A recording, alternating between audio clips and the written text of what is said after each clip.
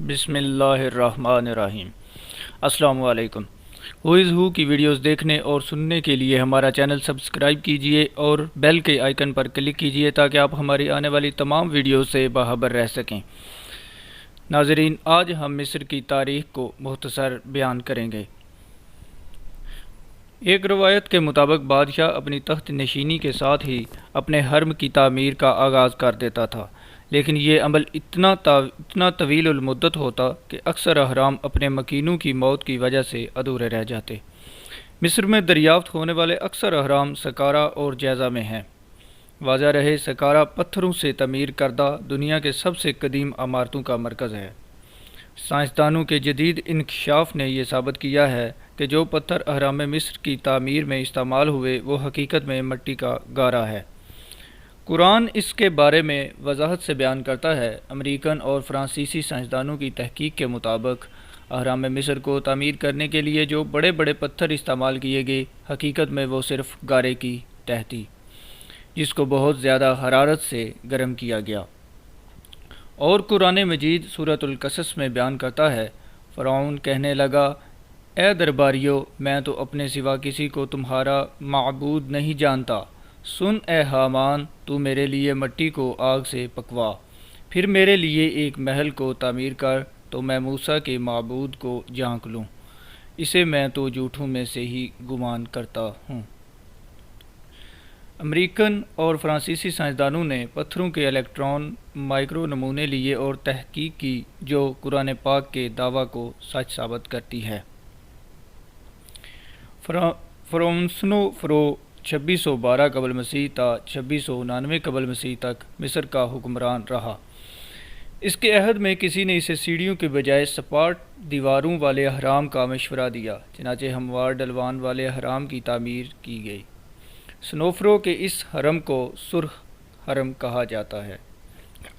سنوفرو کے بعد اس کا بیٹا خوفو فرعون بنا، جس نے 2599 تا 2566 قبل مسیح مصر پر حکمرانی کی۔ یہی وہ شخص تھا جس نے مصری تاریخ کا سب سے مشہور اور عظیم الشان حرم تعمیر کروایا۔ حرم کی تعمیر سے قبل درست زمین کی تلاش کا مرحلہ تھا، کیونکہ اس کے ماہر تعمیرات کو ایسی قطع زمین درکار تھی جو کثیر المنزلہ عمارت کا بوجھ برداشت کر سکے، لہٰذا انہیں قاہرہ کے نزدیک جیزہ سب سے موزوں مقام لگا۔ اس سب سے بڑے مقبرے کی اونچائی تعمیر کے وقت 481 فٹ تھی۔ وقت کی شکست و ریحت اور بوسیدگی نے اس کی اونچائی 30 فٹ کر دی، لیکن اس کے باوجود اس عمارت کو 43 صدیوں تک کرۂ ارض کی سب سے اونچی عمارت ہونے کا اعزاز حاصل رہا۔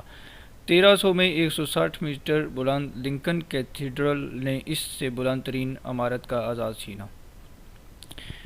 ناظرین، اس مقبرے کی بنیاد مربع شکل کی ہے جس کے ہر جانب کی لمبائی 751 فٹ ہے۔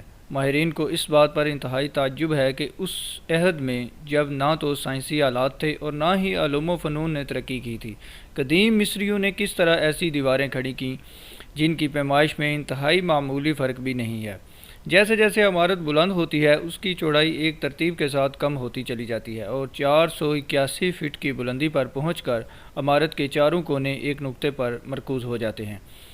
بلندی سے پیندے تک یہ عمارت ہر جانب سے 51 درجے کا زاویہ بناتی ہے۔ عمارت کا ہر کونا قطب نما کے 4 اطراف شمال، جنوب، مشرق اور مغرب پر پوری طرح منطبق ہو جاتا ہے۔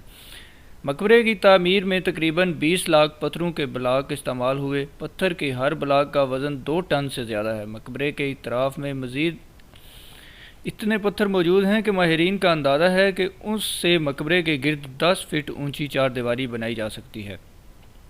مقبرے کے شمالی جانب داخلی دروازہ ہے۔ مقبرے کے اندر بے شمار راہداریاں اور کمرے ہیں۔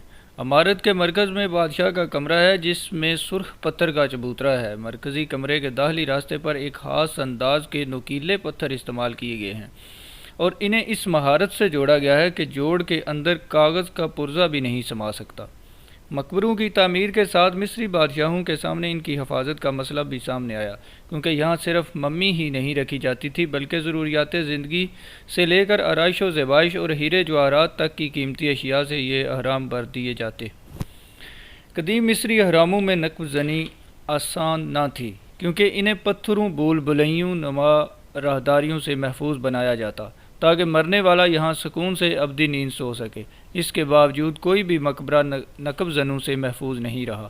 یہاں پہلے تو چوروں کو مقبرے کی دیوار میں نقب لگانا پڑتی تھی، جس کے لیے بعض اوقات ٹھوس چٹانوں میں سرنگیں کھودنا پڑتیں۔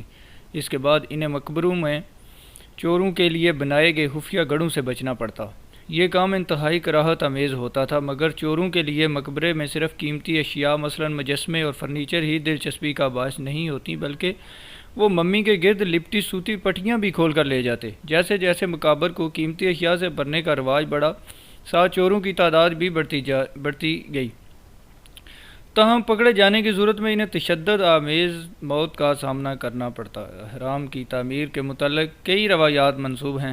کہا جاتا ہے کہ یہ تعمیر انسانی کام نہیں ہے، ان مقبروں کو جنات یا کسی اور غیبی مخلوق نے بنایا تھا، یا پھر کسی دوسرے سیارے سے آنے والی غیر مرئی قوم نے اس حیرت انگیز تعمیر کو پایا تکمیل تک پہنچایا۔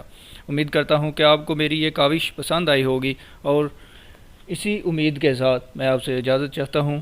اللہ تعالیٰ آپ سب کا اور میرا بھی حامی و ناصر ہو۔ اللہ نگہبان۔